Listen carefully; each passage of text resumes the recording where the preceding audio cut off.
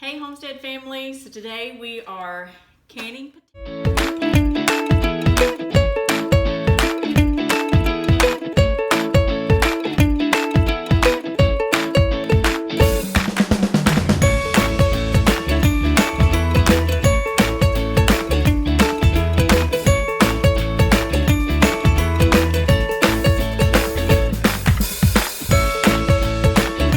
The first thing that I wanted to let you know before we do anything is we've got to peel and cut up our potatoes.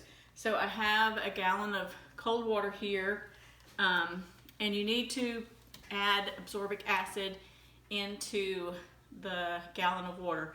The only purpose for that is just to keep the potatoes from turning dark after you've peeled them, to keep them fresh.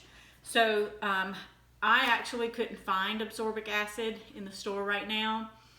Or online, actually. Maybe you can, I don't know, but maybe I wasn't looking at the right place. But I also read online that you can use vitamin C, 500 milligrams of vitamin C, take 6 tablets and actually crush them into a powder. And that's what we're doing today, is we've crushed 6 tablets of 500 milligrams of vitamin C, and we're going to be putting it in the water, dissolving it in the water, as we peel the potatoes and put them in the cold water. After we've done that, we have one pot. We're going to raw pack the potatoes. So we have one pot of water, clean boiled water that is going to be boiled. And we're not going to use the water that we put the potatoes in when we originally peel them.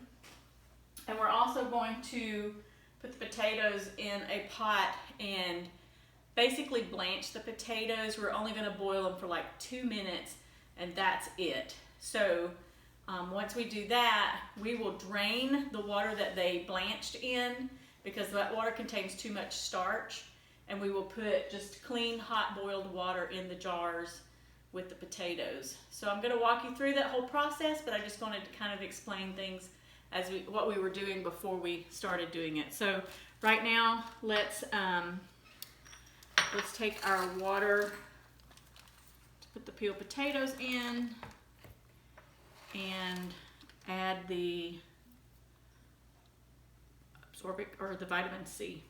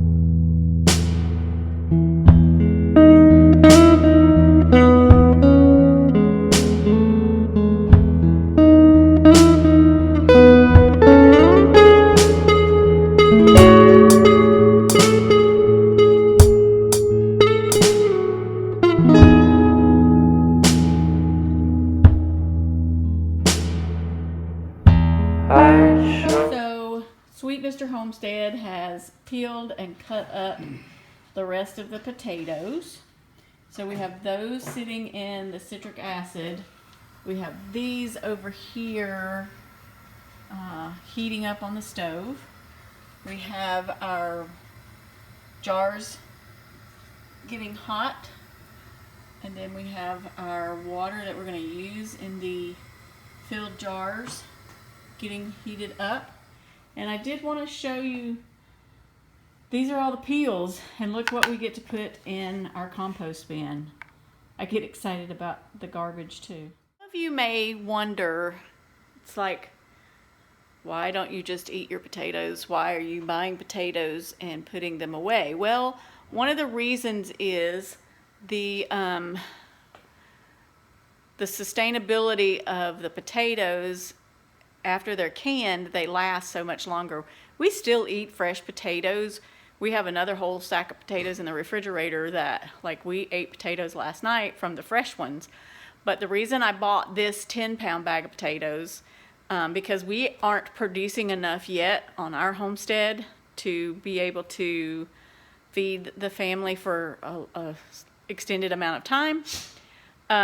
So we bought the potatoes for the purpose of canning them to put and to stock our pantry, basically. So I wanted to show you a little bit about the pantry and what we're doing there. So if you go into our pantry, we have like a lot of multiples of condiments. We have quite a bit of spaghetti sauces. We have beef broth, and in the back we have chicken broth. We've got quite a bit of multiples of canned goods here and here. But we're also stocking up on some bulk items, like we have some food grade tubs. We have all-purpose flour in this tub. Under here we have white rice. We have the Redmond's real salt here. We have whole wheat flour here. And here we have granulated sugar. This tub is pinto beans. And I even put on the lid like how many parts beans to how many parts water, because it's easier for me. And then this is elbow macaroni. So that's some of the things that we're stocking up on in bulk. And we have several other empty tubs over here that we plan on filling up with other things as well. I'm going to be putting cornmeal into this one. So that's sort of what we're doing. So hopefully our potatoes will be one of the next items that will go into the pantry for a food storage item. So I've heated our jars, and I'm just emptying the water that was in them. The reason I put water in them is just so they don't float around. And the reason we heat the jars is because when we put hot content in them,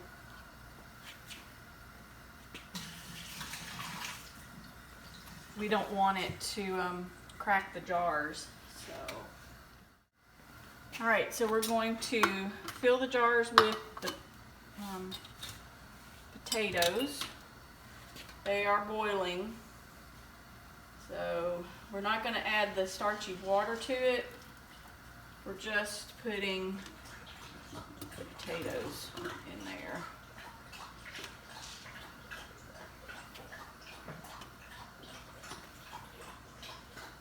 We're going to leave about an inch of headspace in the top of the jar.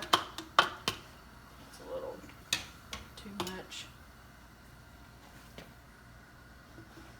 And I can't seem to get them all in the jar. They're going all over the counter.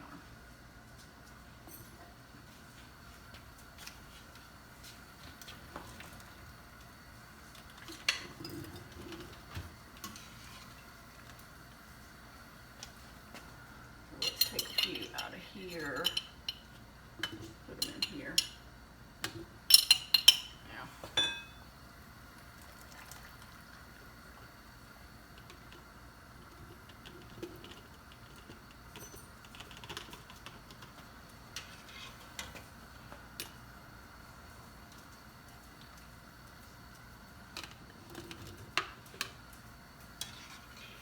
We have our our lids heating up as well, so excuse me, we have them ready for filling also. All All right, so we've got those potatoes put into jars. We're going to start filling these up with water. And we've filled the other, filled the other pot up with more potatoes, so we'll be adding to that shortly.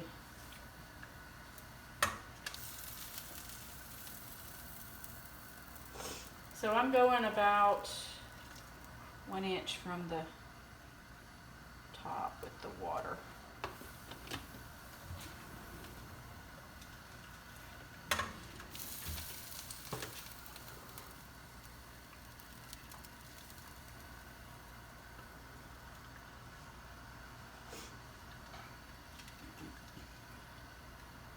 I may have to pull the other canner out because I think we're going to have more than 7 quarts of potatoes, which is a good thing. You got your measure down here too. Oh.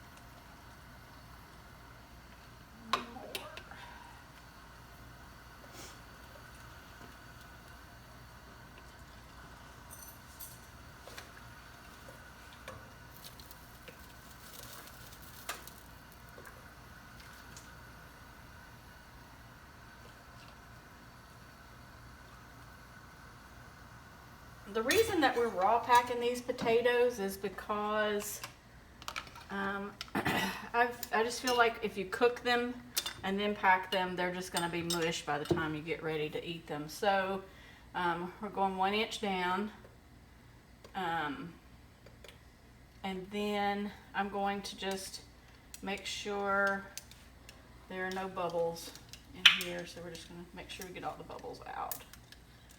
And then we'll be putting the lids on.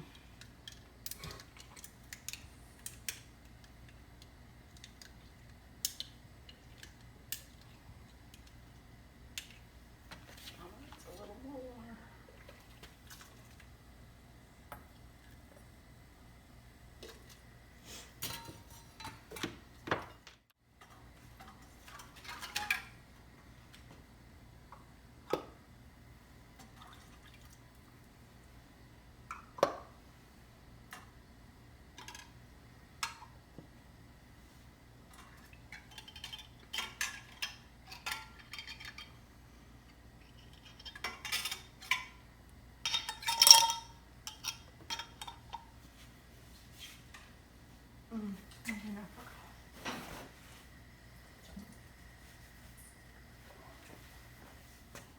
Okay, we're going to make sure that the rims are clean too,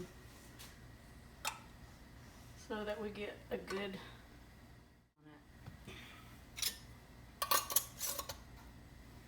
and just hand tighten the rings.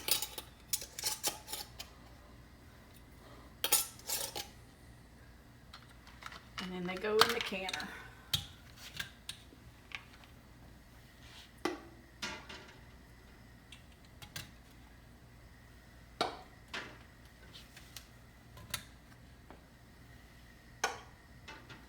So we're going to do this process all over again so we can fill up our canner. And then we'll get back to you.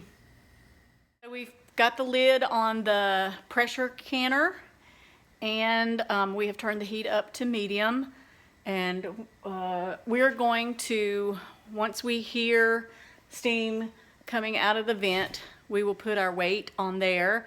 I'm not going to tell you what kind of weight you need to use because you really need to check that out. It depends on your altitude as to what weight you use, and depending on your pressure canner as to how much time you use. So be sure and check that out. A good site is the, I can't even think of it right now. I'll drop it in the comments below, but it's for home food preservation. It's a national site for home food preservation. So I'll drop that link in the comments for you. So they give you all kinds of good information about how to do different kinds of foods, fruits, vegetables, jellies, jams, all kinds of things. So right now we're just waiting on the pressure to start building up on our pressure canner, and then we will put the weight on and let that sit, or we'll let it cook, whatever the word is, for 35 to 40 minutes, and then we'll let it cool down. Steam has started to come out of the canner now, so we set the timer for 10 minutes, and once the steam has been coming out for 10 minutes, we will put the weight on top of the valve, and then we'll let that cook for 40 minutes. All right, so our steam has been coming out for 10 minutes now. We're gonna add the weight, and when the pressure builds up enough to make this jiggle, then we will probably turn our heat down a little bit. We want to have a good steady jiggle with the weight, so that's our next step. All right, here's the gentle rocking that we're looking for in the weight of the canner. So we've set the timer, and we're just going to leave this for 40 minutes to cook, and then we will be letting it cool gradually. It's quite a good process, lengthy time of cooling. We will turn it off until that doesn't jiggle anymore, and until this stopper, yes, I cut my fingers when I was cutting up potatoes. So the stopper goes back down, which tells us that there's no pressure on it anymore, and then we'll probably leave it another good 15 minutes after that, just to make sure that it's all good and there's no pressure no need for it to have any pressure to release when we take the lid off. And there it is. We have 7 quarts of potatoes that are canned now. I'm just gonna let them, if you look closely, you can still see the water bubbling inside the jar. So I'm gonna let them cool down a little bit more before I take them out and put them up, but there they are. I did want to say that one thing we forgot in the video was to add a teaspoon of salt to each quart, and if you're doing pints, do a ½ teaspoon. We did forget to put salt in some of them, but we put salt in the others that you didn't see on camera. So you don't have to salt them. You can add the salt later after you use them for cooking or whatever, but it just makes it a little bit easier if they're pre-salted. So there you go. Hope you guys enjoyed the video. Be sure to hit that subscribe button. Comment down below if you have any questions or comments about this process. And remember, do your best and let God do the rest. Bye-bye.